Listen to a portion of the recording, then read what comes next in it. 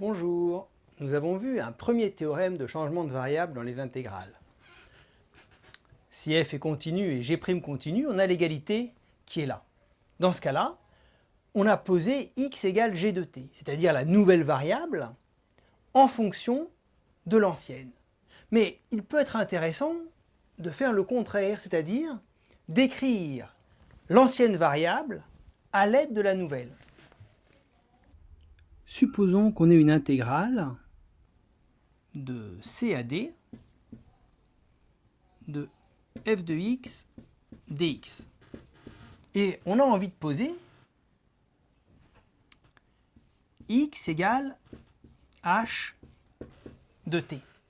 Alors, si on reprend la même manière d'écrire les choses que ce que l'on écrivait, on écrivait que dx sur dt c'est égal à h' de t, et que donc dx est égal à h' de t dt. J'écris les mêmes choses que ce que j'écrivais dans le premier théorème. Je ne le démontre rien pour l'instant.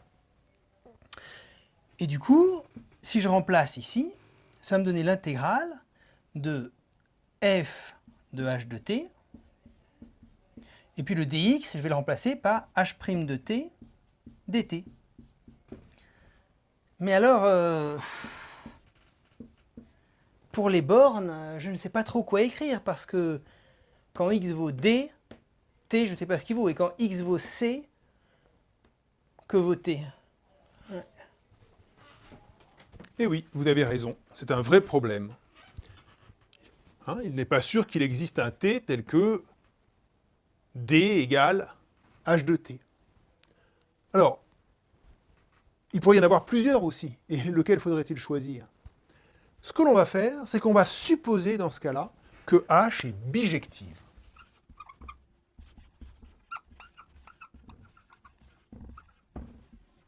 On supposera aussi d'autres choses, mais déjà, supposons que h est bijective. Alors, si je suppose h bijective et c et d éléments de j, à ce moment-là, x égale c,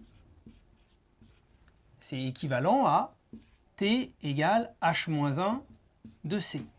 Et x égale d correspond à t égale h-1 de d. Et donc ici, on a l'impression qu'on devrait avoir l'intégrale de h-1 de c à h-1 de d, qui correspond à c et d ici, de f de h de t fois h' de t dt. Mais maintenant, si à cette intégrale-là, j'applique l'égalité que j'avais ici, mon premier théorème de changement de variable, où h n'est autre que la fonction g. Donc c'est un changement de variable version 1. C'est égal à l'intégrale de h de h-1 de c jusqu'à h de h-1 de d. F de h de t, c'est f de x, et h' de t dt, c'est dx. Et donc, c'est bien égal à l'intégrale de c à d de f de x dx. Et donc, j'ai bien redémontré à l'aide de la version 1, la version 2. Juste, j'ai rajouté une hypothèse, c'est que h était bijective de i dans j, où i et j sont des intervalles, et c et d doivent appartenir à j. Sous ces conditions-là, je vous rappelle, il faut en plus que f soit continu, et que h soit dérivable, et que sa dérivée soit continue. Et dans ce cas-là, on a ce deuxième énoncé du changement de variable, que l'on peut écrire de la même manière, la variable à l'aide d'une autre variable. Bien, maintenant, voyons sur un exemple. Je vous propose l'intégrale de 0 à 1 de racine de 1 moins x2 dx. Alors une première idée, ce serait de poser u égale x2, en utilisant donc la première version du changement de variable. Mais vous voyez, du, ce serait égal à 2x dx. Et il n'y a pas de x là. Donc on ne voit pas très bien comment on pourrait faire apparaître ce 1 sur x. C'est pas très simple. Ici, on va plutôt chercher à l'écrire x égale h de t, un changement de variable, donc version 2, où h, c'est une fonction telle que 1 moins h de t au carré, soit le carré de quelque chose.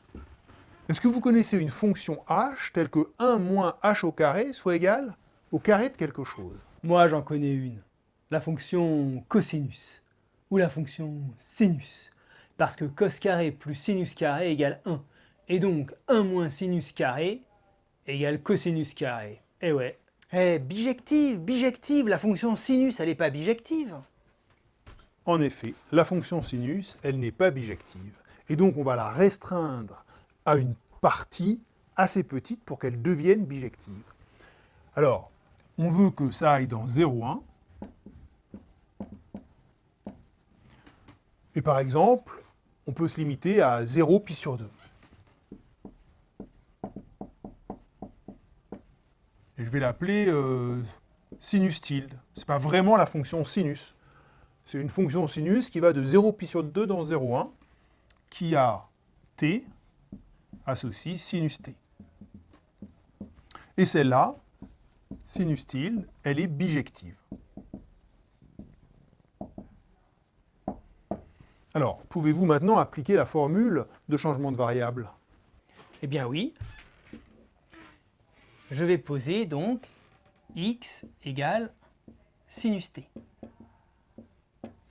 Quand x est égal à 0, ça correspond à t égale 0. Parce que justement, j'ai pris sinus t, mais en fait, c'est la fonction sinus tilde.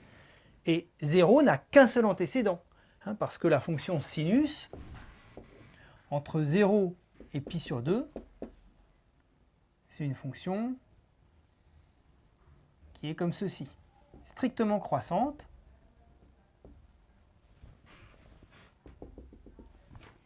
Donc, x vaut 0, c'est équivalent à t égale 0, et x égale 1 correspond à t égale pi sur 2. Ensuite, dx sur dt, c'est égal à la dérivée de sinus tilde, c'est cosinus, donc c'est cosinus t, et donc dx, c'est égal à cosinus t dt. Ici, ça me donne l'intégrale de 0 à pi sur 2 de la racine de 1 moins sinus t au carré, et le dx, il est égal à cosinus t dt, ce qui me donne l'intégrale de 0 à pi sur 2 de racine de cosinus carré t, cosinus t dt. Alors, est-ce que je sais calculer cette intégrale-là? Eh bien, comme t appartient à 0 pi sur 2,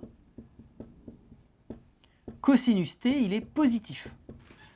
Et puis, à pi sur 2, cosinus t, il devient négatif. Mais entre 0 et pi sur 2, cosinus t, il est positif. Et donc, la racine de cosinus carré t, ça c'est égal à la valeur absolue de cos t. Et ici, justement, comme cosinus t est positif, c'est égal à cosinus t. Et donc, finalement, mon intégrale grand I, elle est égale à l'intégrale de 0 à pi sur 2 de cosinus carré t.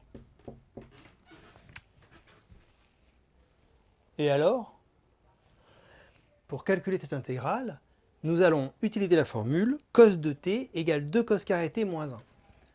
I est donc égal à l'intégrale de 0 à pi sur 2 de cos de t plus 1 sur 2. C'est donc égal, une primitive de cosinus, c'est sinus, donc ça fait sinus de t sur 4 plus 1 demi de t, à prendre entre 0 et pi sur 2. Alors, sinus de t sur 4 en pi sur 2, ça fait sinus pi, ça vaut 0, et en 0, ça vaut 0, et donc il reste 1 demi de t en pi sur 2, ça fait pi sur 4. Et donc, on trouve finalement cette intégrale I, intégrale de 0 à 1 de racine de 1 moins x2, qui est égale à pi sur 4.